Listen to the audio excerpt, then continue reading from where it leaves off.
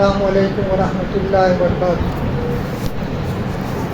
الحمدللہ نحمده ونستعینه ونستغفره ونؤمن به ونتوکل علیہ ونعوذ باللہ من شرور انفسنا ومن سیئات اعمالنا من يهده اللہ فلا مضل له ومن يضلله فلا هادی له وأشهد أن لا إله إلا الله وحده لا شريك له وأشهد أن محمدا عبده ورسوله يا أيها الذين آمنوا اتقوا الله حق تقاته ولا تموتن إلا وأنتم مسلمون يا أيها الناس اتقوا ربكم الذي خلقكم من نفس واحدة وخلق منها زوجها وبث منهما رجالا كثيرا ونساء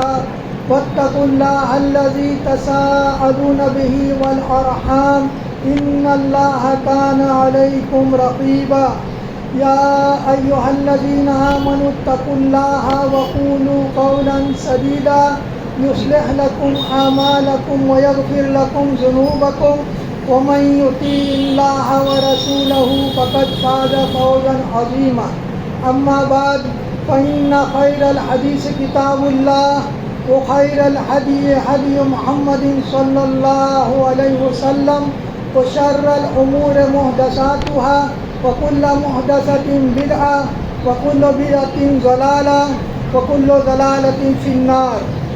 اعوذ باللہ السمیع العلیم من الشیطان الرجیم، بسم اللہ الرحمن الرحیم۔ یا ایہا الذین آمنوا کتب علیکم الصیام کما کتب علی الذین من قبلکم لعلکم تتقون۔ قال رسول اللہ صلی اللہ علیہ وسلم من صام رمضان ایمانا واحتسابا غفر له ما تقدم من ذنبه ومن قام رمضان ایمانا واحتسابا غفر له ما تقدم من ذنبه۔ رب اشرح لي صدري ويسر لي امري واحلل عقدة من لساني يفقهوا قولي سبحانك لا علم لنا الا ما علمتنا انك انت العليم الحكيم رب زدنی علما۔ یا اللہ ہمیں حق کو حق ہی دکھا اور اس پر عمل کرنے کی توفیق عطا فرما۔ یا اللہ ہمیں باطل کو باطل ہی دکھا اور اس سے بچنے کی توفیق عطا فرما، آمین یا رب العالمین۔ میرے محترم اسلامی بھائیوں، بزرگوں اور دوستوں اور پیارے بچوں، ابھی میں نے آپ سب کے سامنے خطبہ مسنونہ کے بعد قرآن مجید کی ایک آیت آپ لوگوں کے سامنے تلاوت کی ہے، جو رمضان کی فرضیت کے تعلق سے وہ آیت ہے جس میں اللہ تعالیٰ فرماتے ہیں کہ اے لوگوں جو ایمان لائے ہو، تم پر روزے فرض کیے گئے جیسے کہ تم سے پہلے کے پہلے کے لوگوں پر فرض کیے گئے تھے، تاکہ تمہارے اندر تقویٰ کی صفت پیدا ہو جائے، تاکہ تم متقی بن جاؤ۔ تو رمضان کے روزے، رمضان کا مبارک مہینہ چند دنوں کے بعد میں ہمارے اوپر سایہ فگن ہونے والا ہے۔ سب سے پہلے تو ہم اللہ رب العالمین سے دعا کرتے ہیں کہ اللہ تعالیٰ ہم سب کو اس مبارک مہینے میں پورے صحت اور عافیت کے ساتھ میں داخل فرمائے، اور اس پورے مہینے کو ہمیں ایمان اور احتساب کے ساتھ گزارنے کی توفیق عطا فرمائے، زیادہ سے زیادہ نیک اعمال کرنے کی توفیق عطا فرما، گناہ کے کاموں سے، برے کاموں سے، ظلم زیادتی کے کاموں سے اللہ تعالیٰ ہماری بھی اور تمام مسلمانوں کی حفاظت فرما، اور روزے کا جو مقصد ہے اللہ تعالیٰ اسے ہمیں حاصل کرنے کی توفیق عطا فرما اور ہم سب کی مغفرت کا ذریعہ بنا۔ تو روزے کا مقصد جو میں نے بیان کیا اس آیت کے ترجمے میں کہ اللہ تعالیٰ فرماتے ہیں کہ اس کے ذریعے سے تمہارے اندر اللہ کیا تقویٰ پیدا کرنا چاہتے ہیں۔ تقویٰ نام ہے خدا خوفی کا، کہ انسان کے دل میں اللہ رب العالمین کی نافرمانی کا جذبہ ختم ہو جائے اور اللہ کی محبت اور اس کی اطاعت کا جذبہ پیدا ہو۔ یہ ہے تقویٰ، کہ اللہ سے ڈر کر انسان نافرمانی کے کاموں سے، گناہ کے کاموں سے رک جائے اور اس کی محبت میں اس کی اطاعت اور اس کی فرما برداری کے کام کرنے لگتا ہے۔ تو اس کے لیے ہمیں ضروری ہے کہ اس مہینے کو ہم پورے توجہ کے ساتھ میں پورے گزاریں، جیسے کہ حدیث میں اللہ کے نبی صلی اللہ علیہ وسلم فرمایا کہ ایمان اور احتساب کے ساتھ میں اس مہینے کے اندر ہمیں روزے بھی رکھنا ہے اور قیام بھی کرنا ہے۔ تو اس میں ضروری اس بات کا ہم کو خیال رکھنا چاہیے کہ جو روزے کے آداب ہیں اس کو ہم ملحوظ رکھیں، تاکہ رمضان مبارک کی جو فضیلت ہے، جو اس کے ثمرات ہیں، اس کی برکات ہیں، اس کا اجر و ثواب ہے، یہ تمام چیزیں ہم سمیٹیں، وہ ہمیں حاصل ہوں، اور اس کے ذریعے سے جو ہے ہم اللہ کا قرب حاصل کریں اور اس کی رحمت اور اس کی جنت میں داخل ہوں۔ تو لہٰذا ہمیں سب سے پہلے تو دیکھنا چاہیے کہ رمضان کے اتنے مہینے ہم نے گزارے ہیں الحمدللہ ہمارے زندگی کے اندر۔ رمضان کا مہینہ آنے کے پہلے ہماری کیا حالت ہوتی ہے، رمضان کا مہینہ جب ہوتا ہے تو اس وقت ہماری کیا حالت ہوتی ہے، اور پھر رمضان گزر جانے کے بعد میں ہماری کیا کیفیات ہوتی ہیں، اس کا ہم کو احتساب کرنا چاہیے۔ الحمدللہ آج ہم اللہ تعالیٰ نے ہم کو صحیح سالم رکھا ہے، باحیات ہیں۔ گزشتہ سال کتنے ہی لوگ جو اس دنیا میں تھے لیکن آج وہ اس دنیا میں نہیں ہیں، یہ مہینہ انہیں نہیں ملا، بلکہ وہ اپنے رب سے جا ملے ہیں، آخرت کی منزل ان کی شروع ہو گئی۔ تو اس مہینے کو غنیمت جانتے ہوئے ہمیں اس کو پورے جو ہے ایمان اور احتساب کے ساتھ گزارنا ہے۔ اس کے لیے چاہیے کہ ہم روزے کا آداب روزہ ہیں اس کا خیال رکھیں۔ اگلے ہفتے انشاءاللہ رمضان کے مہینے میں ہم کو کس طرح سے شب و روز اپنی گزارنا ہے اس کو ہم بیان کریں گے۔ آج بھی انشاءاللہ یہی بات ہوگی کہ ہم روزے کے آداب کا کتنا پاس و لحاظ رکھتے ہیں، جس سے ہمارے روزے کا جو اجر ثواب ہے وہ ضائع نہ ہو، وہ کم نہ ہو۔ اللہ کے نبی صلی اللہ علیہ وسلم نے بار بار اس کی طرف توجہ دلائی ہے تاکہ مسلمان جو ہیں اس رمضان کے مبارک مہینے سے بھرپور فائدہ اٹھائیں اور ان تمام چیزوں سے اپنے آپ کو بچائیں جو انسان کے روزے کو نقصان پہنچانے والی ہے، کمزور کرنے والی ہے یا اس کے اعمال کو برباد کرنے والی ہے۔ تو روزے کے آداب میں سب سے پہلے ہم کو چاہیے کہ ہم کوئی بات کرنے سے پہلے یا کوئی کام کرنے سے پہلے اپنے قول اور عمل سے پہلے یہ سوچیں کہ میرا یہ قول، یہ میرا عمل، میری یہ بات، میرا یہ کام میرے روزے سے مناسبت رکھتا ہے کہ روزے کی حالت میں ہے تو انسان کیا ہے، یہ اللہ کی عبادت میں ہے، اللہ کی عبادت کر رہا ہے۔ ویسے تو انسان کی ساری زندگی اللہ کی اطاعت، اس کی فرما برداری میں گزارنا ہے، ساری زندگی ہماری اللہ کے لیے عبادت ہے اگر ہم اس کی اطاعت فرما برداری۔ لیکن خاص طور سے جو رمضان کا روزہ ہے یا وہ جو بھی روزہ ہے، یہ جب سے ہمارا روزہ اسٹارٹ ہوتا ہے جب تک ہم افطار نہیں کر رہے ہوتے ہیں، کیا کر رہے ہوتے ہیں، اللہ کی عبادت میں ہے۔ یہ پورا دن جو ہے ہمارا یہ عبادت میں گزرتا ہے۔ جیسے کہ ہم مسجد میں آتے ہیں، جب تک ہم مسجد میں رہتے ہیں، نماز پڑھتے ہیں یا خاموشی سے عبادت، یہ عبادت کے اندر ہمارا وقت گزرتا ہے۔ اسی طرح سے ہمیں ہر کام کرنے سے پہلے سوچنا چاہیے کہ میں اللہ کے سامنے اس کی عبادت کر رہا ہوں، میں جو بات کر رہا ہوں، یہ جو میرا کام ہے، یہ جو ہے میرے روزے کے ساتھ میں اس کا تعلق صحیح ہے کہ نہیں ہے، اس کی وجہ سے میرے روزے میں نقصان یا کمزوری نہیں پیدا ہوگی، اللہ رب العالمین میرے اس کام سے خوش ہوگا کہ ناراض ہوگا، میرے اس بات سے اللہ تعالیٰ خوش ہوگا کہ ناراض ہوگا، اس کو ہم کو خیال رکھنا چاہیے، پاس و لحاظ رکھنا چاہیے۔ تو سب سے پہلے جو ہے اسی لیے اللہ کے نبی صلی اللہ علیہ وسلم نے فرمایا کہ بہت سے روزے دار ایسے ہیں کہ جنہیں اپنے روزے سے سوائے بھوک اور پیاس کا کوئی چیز حاصل نہیں ہوتی، اور بہت سے لوگ رمضان میں راتوں میں قیام کرنے والے ایسے ہیں جنہیں رت جگہ کے سوا کوئی چیز اور حاصل نہیں ہوتی۔ اللہ کے نبی صلی اللہ علیہ وسلم نے فرمایا اس لیے کہ وہ روزے کے آداب کا خیال نہیں رکھتے، روزے کے اندر جس چیزوں سے اپنے آپ کو بچانا ہے اس چیزوں سے وہ نہیں بچتے، ان چیزوں کے اندر وہ جو ہے مشغول ہوتے ہیں۔ تو لہٰذا روزے میں چاہیے کہ سب سے پہلے تو ہمیں اپنے پورے جسم کو، صرف پیٹ کو روزہ دار نہ بنائیں، صرف بھوکے اور پیاسے نہ رہیں، بلکہ ہمارا پورا جسم روزے سے ہونا چاہیے، ہمارے پورے جسم کو ہم روزہ دار بنائیں۔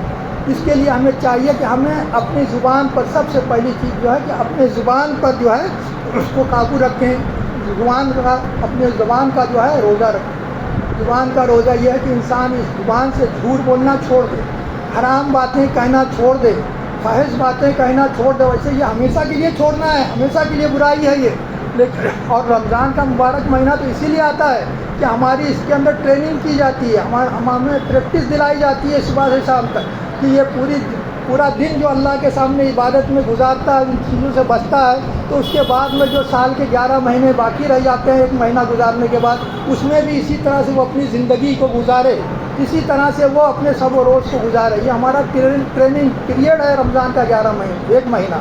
تو لہٰذا ہم کو چاہیے کہ ہم اپنے زبان کو قابو رکھیں، جہالت کی باتیں، بے وقوفی کی باتیں، بے مقصد باتیں، لغو باتیں ان سے جو ہے اپنے آپ کو انسان بچائے. گھمنڈ کی باتیں، تکبر کی باتیں، تمام چیزوں سے اپنی زبان کی حفاظت کرے انسان. ورنہ اگر زبان کا روزہ نہیں ہے تو انسان جو ہے روزہ رکھنے کے باوجود بھی وہ جو ہے اس سے جو ہے اس کو کوئی فائدہ نہیں ہوگا. کیونکہ نبی صلی اللہ علیہ وسلم فرمایا کہ جو انسان روزہ رکھ کر بھی جھوٹ کہنا اور اس پر عمل کرنا نہیں چھوڑتا تو اللہ رب العالمین کو اس کی کوئی ضرورت نہیں ہے، کوئی حاجت نہیں ہے کہ وہ بھوکا اور پیاسا رہتا ہے. تو لہٰذا ہمیں چاہیے کہ اپنی زبان سے ہم صحیح بات کریں. اسی لیے اللہ کے نبی صلی اللہ علیہ وسلم نے فرمایا کہ جو شخص اللہ پر اور قیامت کے دن پر ایمان رکھتا ہے تو اسے چاہیے وہ بھلی بات کہے یا پھر چپ رہے. روزہ ہم کو اسی کی جو ہے ٹریننگ دیتا ہے، اسی کی پریکٹس کراتا ہے کہ ہم اپنی زبان پر قابو رکھیں، خاموش رہیں، بھلی بات کہنا سیکھیں اور جو ہے بے مقصد باتوں سے، بیہودہ باتوں سے اپنے آپ کو بچائیں. اسی لیے اللہ تعالیٰ، اللہ کے نبی صلی اللہ علیہ وسلم نے دوسرے مقام پر فرمایا کہ الصیام جنہ، روزہ ڈھال ہے، روزہ ڈھال ہے. تو جو تم میں سے کسی کے روزے کا دن ہو تو نہ ہی وہ کوئی شور و گل کرے، نہ ہی کوئی فحش اور بے شرمی کی بات کرے. اور اگر اس سے کوئی لڑائی جھگڑا کرنے آتا ہے تو یہ اس سے بچے، اس سے لڑائی جھگڑے میں مشغول نہ ہو اور اس سے کہہ دے کہ میں روزے سے ہوں، میں روزے سے ہوں. تو رمضان کے مہینے میں ہم کو چاہیے کہ اس طرح سے ہمیں اپنی زبان کی حفاظت کرنا چاہیے. وہ فرمان ہمیں نبی صلی اللہ علیہ وسلم کی یاد رہنے چاہیے کہ جس میں اللہ کے نبی صلی اللہ علیہ وسلم نے زبان کی حفاظت کا تعلق سے بہت ساری نصیحتیں کی ہیں. ایک حدیث میں اللہ کے نبی صلی اللہ علیہ وسلم نے فرمایا کہ رسول صلی اللہ علیہ وسلم کہ جہنم میں لوگوں کو ان کی زبان کی کاٹی ہوئی کھیتیاں ہی جہنم میں اوندھے منہ گرائیں گی. انسانوں کی اکثریت اپنے زبان کی وجہ سے جہنم میں جانے والی ہے. یہ زبان کی جو ہے ہم سمجھتے ہیں کہ ہم جتنا بولتے ہیں بس بول دی اور ہوا ایک زبان سے نکل گئی، اڑ گئی، نہیں، بلکہ ساری چیزیں ریکارڈ ہوتی ہیں، لکھی جاتی ہیں. اللہ تعالیٰ نے فرمایا ما یلفظ من قول الا لدیہ رقیب عتید. کوئی لفظ انسان کے زبان سے نہیں نکلتا، وہ نہیں کہتا ہے کہ ایک لکھنے والا حاضر باش نگراں موجود نہ ہو. دو کے کاتب ہمارے ساتھ اللہ تعالیٰ نے لگا رکھے. ہر چیز کا علم اللہ رب العالمین کو ہے. اللہ رب العالمین نے بار بار قرآن مجید میں اپنی یہ صفت بیان کی ہے کہ میں سنتا ہوں اور دیکھتا ہوں، سمیع بصیر. ہر چیز انسان جو چاہے دھیرے کہے یا زور سے کہے، جہاں بھی کہے، کتنے بند کوٹری میں کہے، وہ اللہ تعالیٰ سنتا ہے اور وہ جو بھی کرتے ہیں اللہ تعالیٰ دیکھتا ہے. لیکن اس کے باوجود اللہ تعالیٰ نے دو کاتب لگا رکھے ہیں. ہمارا ریکارڈ تیار ہو رہا ہے، وہ قیامت کے دن پیش کیے جائیں گے، وہ نامہ اعمال پیش کیا جائے گا انسان کے سامنے. تو لہذا زبان سے کچھ کہنے سے پہلے ہم جو ہے یہ سوچیں کہ میں اللہ کی رضا، اس کی خوشنودی کا کلمہ کہتا ہوں کہ اللہ کی ناراضگی یا غضب کو دعوت دینے کا کلمہ کہتا ہوں. اس کے بعد میں ہمارا دوسرا چیز جو ہے ہمارا دل، کہ ہمیں اپنے دل کو روزہ دار بنانا ہے. دل ہمارے جسم کا سب سے اہم حصہ ہے. اللہ کے نبی صلی اللہ علیہ وسلم نے کیا فرمایا کہ انسان کے جسم میں گوشت کا ایک لوتھڑا ہے، اگر وہ صحیح ہو جائے تو سارا جسم اس کا صحیح ہو جاتا ہے، اور اگر وہ بگڑ جائے تو سارا جسم بگڑ جاتا ہے. کہ اگر دل جو ہے یہ خراب ہو گیا تو سارے اعمال، سارے جسم کے اعضاء جو ہے غلط کام کرنے لگے. تو ہمیں اپنے دل کی حفاظت کرنا ہے. جنت میں جانے والوں کی پہلی صفت کیا بیان کی گئی ہے؟ وہ جا بقلب سلیم، کہ جو ایک سالم دل لے کر اللہ، صحیح سالم دل، صحیح سلامت دل اللہ رب العالمین کے پاس لے کر جاتا ہے. یعنی اس کے دل کے اندر کوئی کھوٹ نہ ہو، کوئی خرابی نہ ہو، نہ عقیدے کی خرابی ہو، نہ معاملات کی خرابی ہو، نہ نیتوں کی خرابی. تو لہٰذا ہمیں اپنے دل کو جو ہے پاک صاف کرنا چاہیے رمضان سے پہلے.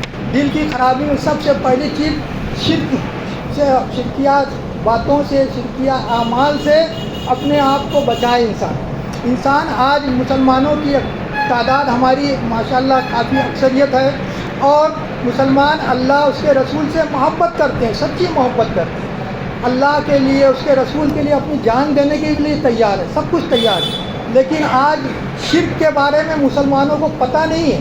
مسلمانوں کی اکثریت شرک کے بارے میں نہیں جانتی ہے کہ یہ جو میں کام کر رہا ہوں یا یہ جو بات میں کر رہا ہوں یہ جو ہے شرک ہے کہ یہ توحید ہے. انسان اللہ اس کے رسول کی محبت کی دعویٰ کرنے کے بعد ایسے اشعار کہتا ہے کہ جو ایک دم شرکیہ اشعار ہوتے ہیں، شرکیہ باتیں ہوتی ہیں، ایسے کام کرتا ہے کہ جو شرکیہ کام ہوتے ہیں. یہ چیز انسان کے تمام اعمال کو برباد کرنے والی ہے. اس کے علاوہ تو شرک کا میرا ٹاپک نہیں ہے، لیکن میں خالی موٹی مثال دیتا ہوں ایک سمجھنے کے لیے کہ اس بات کو جانے. ہماری اکثریت اس بات کو نہیں جانتی کہ شرک کیا ہے. اس کے لیے وہ ان کاموں میں مبتلا ہو جاتی ہے اور ان کو لوگ گمراہ کرتے ہیں۔ شرک یہ ہے کہ انسان کوئی بھی نیک کام، کوئی بھی اچھا کام اللہ کے علاوہ کسی اور کے ساتھ کرے، کوئی عبادت اللہ کے علاوہ کسی اور کے لیے کرے، اللہ کے علاوہ کسی اور سے غیبی مدد کی امید رکھے کہ غیب کے ذریعے سے یہ میری مدد کرنے والے، یہ کھلے جو ہے موٹی موٹی باتیں کریں۔ حضرت ابراہیم علیہ السلام کی کیا شان بیان کی ہے اللہ تعالیٰ نے قرآن مجید، اللہ کے رسول صلی اللہ علیہ وسلم سے کیا کہا ہے، کہو قل ان صلاتی و نسکی و محیایا و مماتی للہ رب العالمین، کہ میری نماز، میری قربانی، میرا جینا اور میرا مرنا ہے، میرے سب اعمال کس کے لیے ہیں؟ اللہ رب العالمین کے۔ تو کوئی بھی انسان نیک عمل کسی اور کی رضا اور اس کی خوشنودی کے لیے نہیں کرے، صرف اللہ کی رضا اور خوشنودی کے لیے کرے۔ سورہ دہر ہم جس کو جمعہ میں اکثر صبح یہاں فجر کی نماز میں پڑھتے ہیں، اس کا ترجمہ پڑھیے ذرا سا کہ کتنی عظیم باتیں اس کے اندر بیان کی۔ اسی لیے اللہ کے رسول ان صورتوں کو نماز کے اندر اکثر پڑھا کرتے تھے کہ سورہ دہر میں اللہ تعالیٰ نے نیک لوگوں کی جو صفت بیان کی ہے، پہلے برے لوگوں کا انجام بتایا ہے، پھر نیک لوگوں کے لیے بڑی نعمتوں کا اللہ تعالیٰ نے اس میں ذکر کیا ہے۔ تو اس میں شروع میں اللہ تعالیٰ نے کیا فرمایا ہے، ان الابرار یشربون من کاس کان مزاجها کافورا این یشرب بها عباد اللہ یفجرونها تفجیرا۔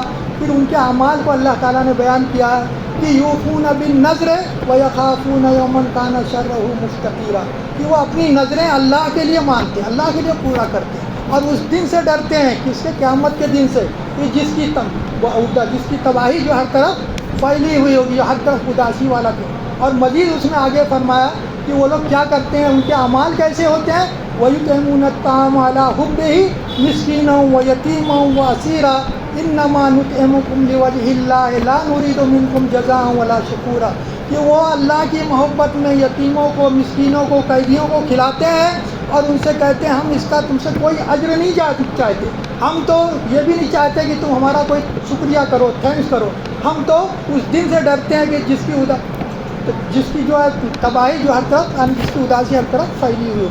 تو بار بار نیک لوگوں کا یہ اللہ رب العالمین نے ذکر فرمایا کہ ان کے سارے اعمال صرف اللہ رب العالمین کے۔ ابراہیم علیہ السلام نے اپنی قوم کے سامنے کیا کہا تھا، انی وجہت وجہی للذی فطر السماوات والارض حنیفا وما انا من المشرکین، میں نے ہر طرف سے اپنے رخ کو پھیر کر صرف اللہ رب العالمین کی طرف کر لیا ہے، اور پورا یکسو ہو کر صرف اللہ رب العالمین سے اپنی تمام وابستگی، تمام عبادتیں اللہ کے لیے، تمام ضرورتوں کو وہ پورا کرنے والا ہے، تمام مصیبتوں سے وہ بچانے والا ہے، تمام کام وہ کرنے والا ہے۔ اور پھر اللہ رب العالمین کرتا تھا میں مشرکوں میں سے نہیں ہوتی، اللہ کے ساتھ کسی کو شریک۔ اللہ رب العالمین اس کائنات کا خالق ہے۔ سورہ فاتحہ ہم پڑھتے ہیں، شروع ہی میں ہمیں سکھایا جاتا ہے الحمدللہ رب العالمین، کہ تمام تعریف کس کے لیے ہے؟ اس اللہ کے لیے جو اس کا پورے کائنات کا، پورے عالم کا جو ہے رب ہے۔ رب کے معنی یہی ہے کہ اس کو جو ہے پیدا کرنے والا، بنانے والا، اس کی رہنمائی کرنے والا، اس کو صحیح راستہ دکھانے والا، اس کی ضرورتوں کو پورا کرنے والا، اس کو فنا بھی کرنے والا، اس کو پھر سے بنانے والا، زندگی اور موت دینے والا، اور بھی بہت ساری تعریف اس کی آتی ہے اس میں۔ تو میرے بھائیوں، ہم کو یہ جاننا چاہیے کہ یہ عقیدے کا معاملہ ہے۔ اعمال کے ڈھیر لے کر جائے گا انسان قیامت کے دن اللہ رب العالمین کے بارگاہ میں۔ اللہ تعالیٰ فرماتا ہے کہ اس کو ہم دھول کی طرح اڑا دیں گے۔ سورہ کہف کی آخری آیتیں بھی میں اکثر جمعہ کے دن عشاء میں پڑھتا ہوں، اسی لیے میں نماز کے اندر اکثر ان آیتوں کی تلاوت کرتا ہوں جو اہل ایمان کو آخرت، توحید اور رسالت کی طرف بلاتی ہیں، ان برے اعمال کی طرف سے اس کو وارن کرتی ہیں کہ ہم سے کیا اللہ تعالیٰ چاہتا ہے۔ ان آیتوں کا ترجمہ آپ گھروں پہ پڑھا کریں، زندگی میں تبدیلی آ جائے گی، زندگی کے اندر انقلاب آئے گا انشاءاللہ۔ ہم جانتے نہیں کہ ہم کیا پڑھتے ہیں، بس بغیر پڑھے سمجھے ہوئے پڑھتے ہیں، اس کے لیے جو ہے ہم پر اس کا اثر نہیں ہوتا۔ تو میرے بھائیوں، آج بہت سارے اعمال ایسے ہیں کہ جو انسان اللہ کے علاوہ کسی اور کے لیے کرتا ہے، اس کو خوش کرنے کے لیے، اس کو راضی کرنے کے لیے۔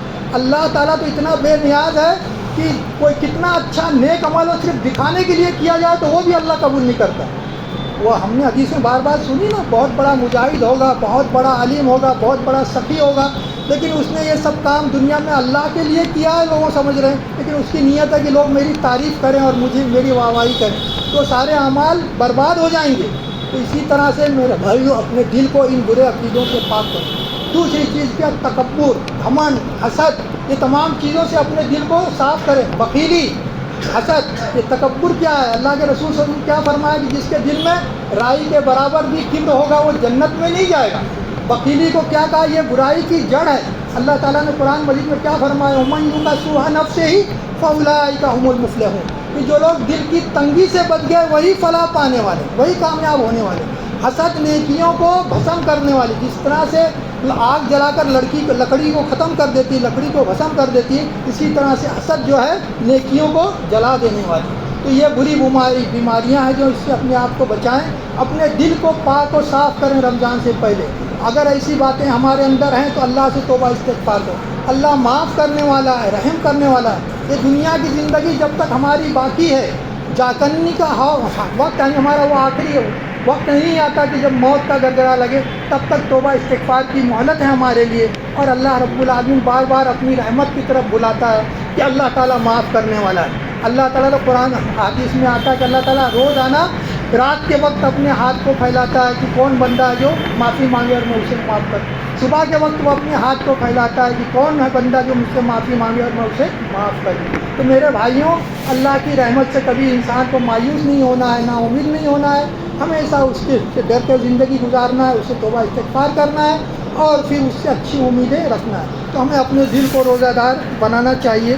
اور اس کے بعد میں ہمیں اپنی آنکھوں کو، اس کا بھی ہمیں روزہ رکھنا چاہیے. اپنی آنکھوں سے غلط چیزوں کو دیکھنا چھوڑ دیں، بری خواہش، بے شرمی کی باتوں کو دیکھنا چھوڑ دیں. آج سوشل میڈیا کا معاملہ ہے، ہر ایک شخص کے ہاتھ میں موبائل ہوتا ہے. بے شرمی کی باتیں، بے حیائی کی باتیں عام ہیں. اس سے اپنے آپ کو بچائیں. تقوی سے یہی مراد ہے کہ انسان بغیر کسی کے ڈر سے اللہ کی نافرمانی کو چھوڑ دے کہ مجھے کوئی دیکھ رہا ہے نہیں دیکھ رہا ہے، کوئی اللہ دیکھ رہا ہے. رمضان میں یہی پریکٹس ہمیں کرائی جاتی ہے نا. ہم روزے کی حالت میں اکیلے بھی جا کے کچھ نہیں کھاتے، کمرہ بند کر بہت سے لوگ تو اکیلے رہتے ہیں فلیٹ میں لیکن پھر نہیں کھاتے. بہت سے لوگوں کو موقع میسر ہوتے ہیں کہ وہ اکیلے کی حالت میں ہوتے ہیں، جا کے کچھ بھی کھا پی سکتے ہیں، نہیں کھاتے. کیوں؟ یہ تصور ہے کہ میرا اللہ مجھے دیکھ رہا ہے. تو وہی اللہ میں جب موبائل دیکھ رہا ہوتا ہوں، اس میں کیا دیکھ رہا ہوتا ہوں، وہ بھی اللہ تعالیٰ دیکھ رہا ہوتا ہے. یہ تصور ہمارے سامنے ہونا چاہیے. تو ہمیں اپنی آنکھ کا روزہ رکھنا چاہیے. تموریاں چیزوں سے دیکھنے سے اپنے آپ کو بچے. بازار کے اندر آج ایسے ایسے لباس میں عورتیں گزرتی ہیں، ان سے اپنے آپ کو بچائے. اللہ تعالیٰ نے سورہ نور میں مومن مردوں اور مومن عورتوں کو دونوں کو مخاطب کر کے فرمایا ہے کہ اے نبی صلی اللہ علیہ وسلم کہہ دو کہ مسلمان مردوں سے وہ اپنی نگاہوں کو نیچے رکھیں اور اپنی شرمگاہوں کی حفاظت کریں، یہی ان کے لیے پاکیزہ ہے. اور مومن عورتوں سے کہہ دو کہ وہ بھی اپنی نگاہیں نیچے رکھیں اور اپنی عصمت میں، اپنی عزت آبرو میں فرق نہ آنے دیں. تو میرے بھائیوں، اپنی نگاہوں کی ہمیں حفاظت کریں، اپنی نگاہوں کو بچائیں. ہم یہ بھی زبان کے بعد نگاہ جو ہے کہتے ہیں نا ابلیس کے تیروں میں سے ایک تیر ہے، اللہ تعالیٰ اللہ کے نبی صلی اللہ علیہ وسلم فرمایا. تو اس کی صحیح طرح سے حفاظت کریں. اپنے آپ کو، اپنی جوانی کو یا اپنے جو بھی عمر میں ہے انسان، اس سے اپنے آپ کو بچائے. اس کے بعد میں ہمیں اپنے کان کا بھی روزہ رکھنا چاہیے. اپنے کان سے ہم کوئی غلط بات نہ سوچیں، خواہش بات نہ سنیں، نعت گانے کی باتیں نہ سنیں، کسی کی غیبت نہ سنیں، چغلی نہ سنیں. کوئی آ کے غیبت کرتا ہے اس کو اس سے منع کر دے کہ یہ بڑی بری چیز ہے، اور روزے کی حالت میں اس طرح سے کرنا اور بری چیز ہے. اور اس کے ساتھ میں انسان بہت سارے آج کل تو ہے نا ہمارے کانوں میں بلوٹوتھ لگا ہوا ہوتا ہے، موبائل جیب میں ہوتا ہے، کیا سن رہا ہے کس کو پتہ نہیں ہے، چل رہا ہے. لیکن وہ بھی اللہ تعالیٰ کو پتہ ہوتا ہے اور اللہ کے فرشتوں کو پتہ ہوتا ہے کہ یہ کیا سن رہا ہے. سنیں، اچھی بات سنیں، اس میں بہت ساری اچھی خوبیاں بھی ہیں، اچھی باتیں بھی ہیں، اچھی چیزیں دیکھیں، اچھی تقریریں سنیں، اچھے واقعات سنیں، قرآن کے قصے سنیں، وہ ساری چیزیں بھی اویلیبل ہیں اس میں. تو انسان کو چاہیے کہ وہ اپنے کانوں کی بھی حفاظت کرے، اس کو بھی روزہ دار بنائے. اور اس کے ساتھ ساتھ پھر اپنے پیٹ کا بھی روزہ رکھیں. اپنے پیٹ کو تو ہم روزہ رکھتے ہیں نا، صبح سے شام تک کھاتے ہیں، لیکن اصل پیٹ کا روزہ یہ ہے کہ انسان اس پیٹ کے اندر کوئی حرام چیز نہ جانے دے. حرام غذا، ایک تو ہے حرام غذا کہ حرام غذا سے اپنے آپ کو بچائیں.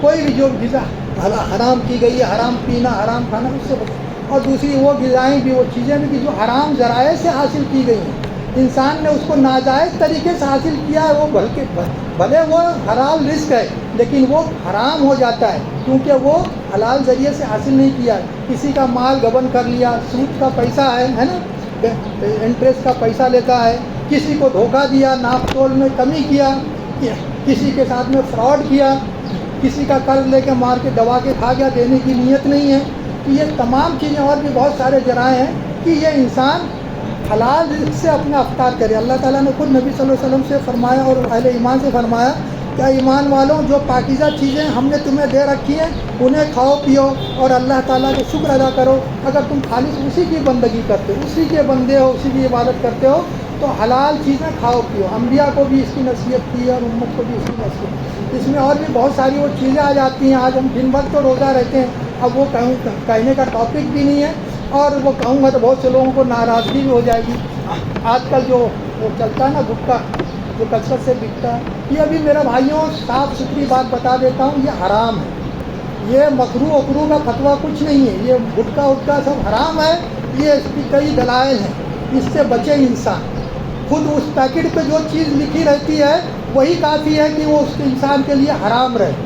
جو استعمال کرتے ہیں اس کے اوپر جو چیز لکھی رہتی ہے کہ یہ تمہارے جسم کے لیے اس سے ضرر ہے، یہی چیز حرام ہونے کے لیے کافی ہے۔ اور بھی بہت ساری چیزیں ہیں کہ سمجھے نا، گندگی ہوتی ہے، اس سے انسان کو نفرت ہوتی ہے، تمام چیزیں آ جاتی ہے، بدبو آتی ہے، کوئی شریف آدمی اس کے ساتھ بیٹھ نہیں سکتا، اور اس کے وجہ سے اتنی بدتمیز ہو گئے ہیں انسان کہ باپ بیٹے کا ادب نہیں ہے۔ باپ کے سامنے بیٹھا ہے نوجوان بیٹا منہ بھر کے، کیونکہ اس کو بہت دیر تک چبائے تو مزہ آتا، مجھے نہیں معلوم اللہ بچا، لیکن شاید یہی ہوگا، اسی لیے بہت دیر تک لوگ منہ میں رکھے رہتے ہیں نا، منہ میں رکھے ہوتے، بات صحیح طریقے سے نہیں کر سکتے، صحیح منہ کھول نہیں سکتے۔ اس کی تو بیماری ایسی ہے کہ میں نے کئی لوگوں کو جو دیکھا ہے میرے رشتے دار میں، کھانا نہیں کھا سکتے کیونکہ منہ نہیں کھلتا ہے، ابھی ذرا سا تیز نہیں کھا سکتے، لیکن وہ گندی عادت چھوٹتی نہیں۔ اللہ تعالیٰ حفاظت کرے ہماری بھی اور تمام مسلمانوں کی۔ تو یہ تمام چیزوں سے اپنے آپ کو ہمیں بچانا چاہیے، اور اس کے بعد میں جو ہے اپنے ہاتھ پاؤں کو بھی ہم روزہ دار بنائیں کہ ہمارا ہاتھ کسی حرام چیز کو نہ پکڑے، کوئی حرام چیز اپنے ہاتھ میں نہ لائے، کوئی حرام چیز کو چھوئے نہیں، کسی کے اوپر ظلم زیادتی کرنے کے لیے ہمارا ہاتھ اٹھے نہیں۔ اس طرح سے ہم اپنے ہاتھ کو جو ہے اس کی حفاظت کریں، اور ہمارا پیر بھی جو ہے وہ کوئی حرام کام کی طرف نہ جائے، اور کوئی حرام کام کرنے کے لیے ہم اس کی طرف سفر نہ کریں، یہ ہمارے ہاتھ پاؤں کا روزہ۔ تو اسی طرح سے ہمیں اپنے پورے جسم کو روزہ دار بنانا چاہیے۔ تو اللہ کی ذات سے امید ہے کہ اللہ رب العالمین نے رمضان کا جو مقصد بیان کیا ہے کہ لعلکم تتقون، کہ اس کے ذریعے سے تمہارے دلوں میں اللہ کا خوف پیدا ہو جائے، یہ ہم حاصل کر لیں گے۔ اور ہم روزے کے اثرات روزے کا ہمیں فائدہ ہوا ہے کہ نہیں ہوا ہے، یہ سب چیزیں انشاءاللہ ہم بعد میں بتائیں گے کہ اس کی نشانیاں کیا ہیں، اس کی علامات کیا ہیں۔ بس آج میں اسی کو بات ختم کرتا ہوں۔